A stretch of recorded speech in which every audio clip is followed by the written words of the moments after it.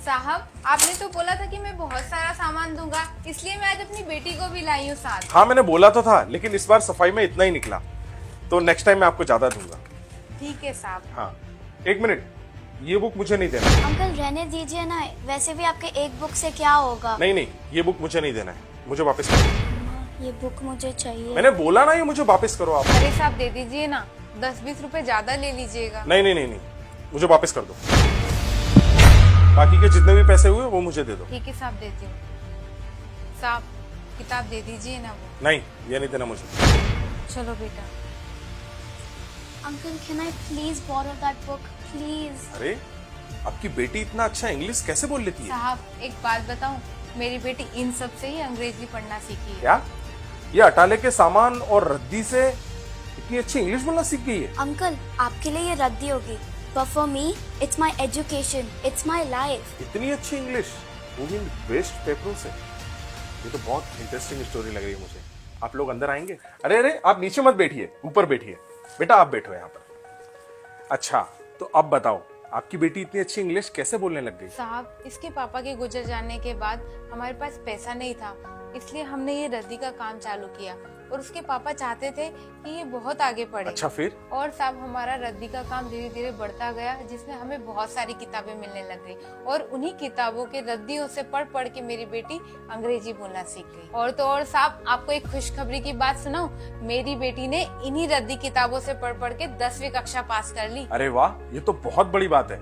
आजकल के बच्चे कोचिंग जाते हैं, स्कूल जाते हैं, फिर भी बच्चे पास नहीं हो पाते। और अंकल बचपन से मेरा बहुत मन था स्कूल जाने का, but because of money I couldn't go. और मम्मी रद्दी के पेपर्स लाती थी रोज, उन्हीं पेपर्स को मैंने समझा और जाना और मैंने पढ़ाई शुरू की। और अंकल इन रद्दियों के पेपर से मैंने सपने देखने शुरू किए। और फिर? और अंकल जैसे जैसे मैं पढ़ती गई मेरा इंटरेस्ट और बढ़ गया। और अंकल अब ये मेरा सपना बन गया है कि कोई भी न्यू बुक्स देखूं तो उससे मैं नॉलेज गेन करूं, क्योंकि अंकल मेरे को आईएएस ऑफिसर बनना है। तो अंकल ये बुक मेरे को प्लीज दे दो। इसलिए साहब मैं इसे हर जगह लेकर जाती हूँ ताकि ये रद्दी में से अपने काम की बुक्स निकाल सके और पढ़ सके और इसका सपना साकार कर सके। अरे वाह, आपकी बेटी तो बहुत कमाल की है और आपको हैट्स ऑफ कि आपने ऐसी बेटी को जन्म दिया जो इतने अच्छे संस्कार के साथ में आगे बढ़ रही है। मैंने ही बहुत लोगों से ये सुना था कि टैलेंटेड इंसान को सहारे की जरूरत नहीं होती। आज मैंने देख भी लिया। आपको तो पता ही है ना कि कीचड़ में भी कमल का फूल खिलता है और कांटों में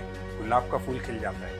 उसी तरह आपकी बेटी ने भी बहुत अच्छा काम किया है। इतनी गरीबी में रहकर, इतनी परेशानियों में रहकर भी वो इतनी आगे बढ़ गई है। और बेटा मैं आपके लिए यही दुआ करूंगा कि आप आईएएस ऑफिसर जरूर बनो, क्योंकि हमारे देश में आपके जैसे काबिल बच्चों की जरूरत है जो कि अपने माता पिता के साथ में हमारे देश का नाम भी रोशन करे। वैसे आपकी बेटी से पूरी दुनिया को एक बहुत बड़ी शिक्षा मिलेगी। जैसे चंद्रयान कोशिश करके आज चंद्रमा तक पहुंच गया, उसी तरह अगर कोई इंसान, अगर कोई बच्चे आगे बढ़ना चाहें, आगे पढ़ना चाहें और कोशिश करें तो उनको सक्सेस होने से कोई नहीं रोक सकता। Thank you so much uncle, you really grew my motivation. ये लो बेटा, आज से ये बुक आपकी हुई और ये पैसे भी। मुझे पता है कि इस पैसे से आपका कुछ नहीं हो पाएगा, लेकिन एक बात बोलूं, बूंद बूंद से ही घड़ा भरता है। Thank you so much uncle. ठीक है साहब, अब हम निकलते हैं।